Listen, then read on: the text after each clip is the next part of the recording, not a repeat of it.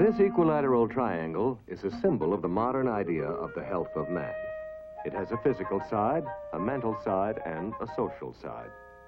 Each side interacts with the other two in the overall picture of health. But for now, let's take a look at the physical side. Of course, this physical side represents man's body at any age. And its condition is obviously important. But first of all, how can we tell whether or not a person is physically fit?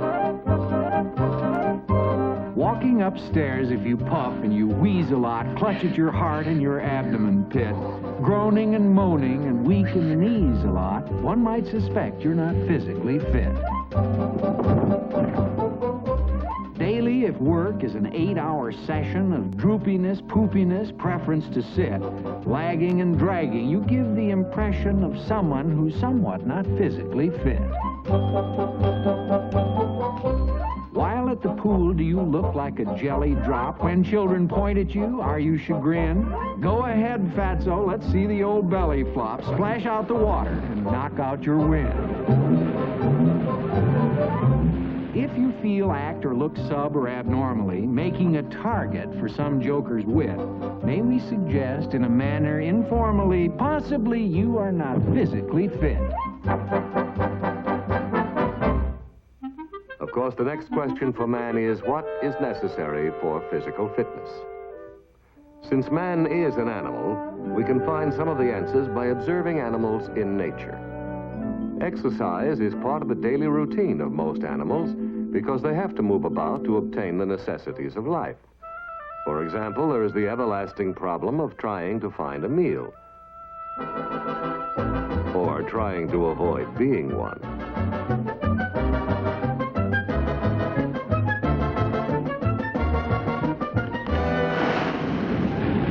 Animals eat only when they are hungry.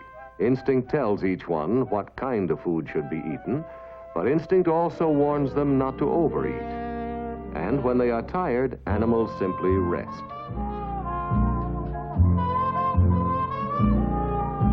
For physical fitness, a human being must meet the same requirements: rest, proper food, and exercise.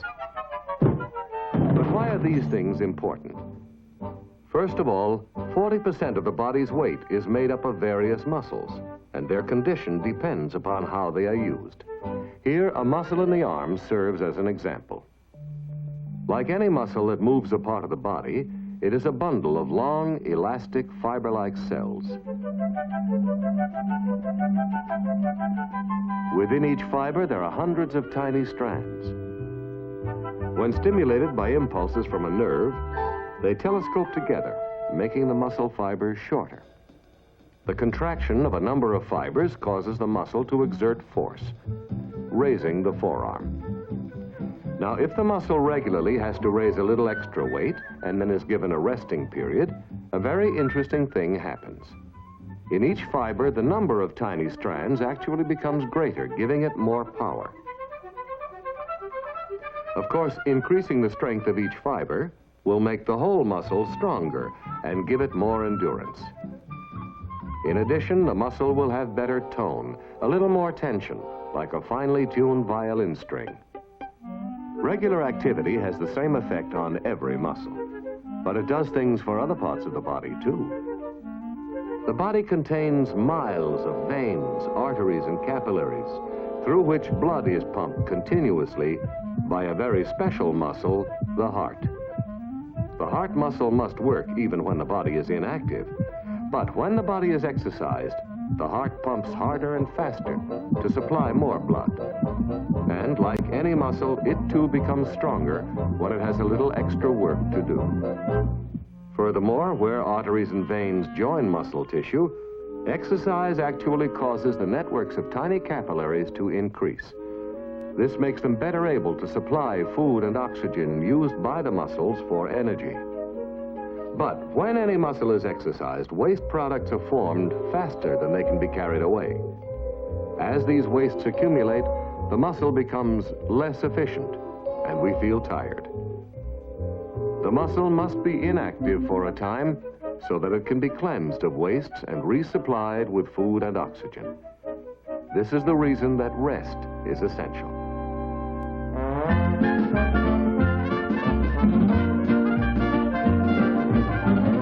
Of course, exercise uses up energy, and this brings up another requirement for physical fitness.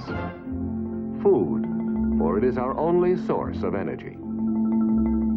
Food must furnish other essentials, too, for growth, repair, and regulation of the body. But for now, let's see how it is related to exercise. Every food contains energy locked within it, and when the food is eaten, the energy becomes available to the body. When this available energy is equaled by energy used up in activity, there is a state of balance. But if activity becomes less, over a period of time, the same amount of food will tip the scale, with one inevitable result: overweight. The balance can be restored by either reducing the amount of food or increasing activity, or a bit of both. This isn't always easy, but for physical fitness, it is essential. Hey, kids, you're not falling for that old physical fitness routine, are you? Who needs it? These are modern times. Let me give you the picture. Listen, we got lawnmowers that run automatically. You can flake out while you're doing your yard. Even at work, you don't work too fanatically. Turn on the power and then disregard. Sidewalks and stairways, they move while you stand on them. Everyone rides, no one walks anymore. Washing the dishes, you don't lay a hand on them. Flick on a switch and relax and ignore. Motorization makes golfing less bothersome. 36 holes doesn't tire your feet. Doors of garages, which teed off your father some, now can be raised while you're in the front seat. We got hydraulics, electronics, electricity, buttons and levers to push and to hit. Exercise, schmexercise, what's the publicity? Tell me who needs to be physically fit. So, you see? What if you don't get a lot of exercise? And suppose you are a little chubby? What's to worry about? Man's modern society has indeed overcome much of the necessity for physical effort, but his body has not. Without enough activity, muscles become flabby and quickly lose their tone.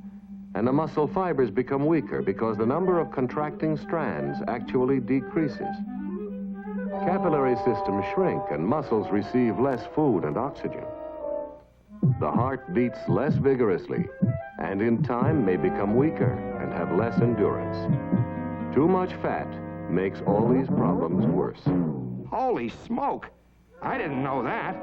Hey, I gotta get back in shape. The person who has allowed himself to reach a poor physical state should take care to rebuild his body gradually. The weekend athlete who tries to regain fitness too quickly or too strenuously may end up even worse off than before. Now he tells me. Of course, lack of physical fitness may not always bring such dire consequences, but at any age it can mean that individuals simply can't do many things they would enjoy. If the physical side of the health triangle is weak, the other sides can be affected. For example, not being accepted because of unattractive appearance can damage the social side. Lack of vitality can bring dullness of the mind and weaken the mental side. But when the physical side is fit, the other sides are strengthened. And whoever you are, this means keeping the body you have in the best condition you can. This is especially important in youth because the body is still growing, but also future years can reflect carelessness now in developing good habits of exercise, rest, and proper diet. It takes some effort, but you can benefit for the rest of your life. Only you can make the choice.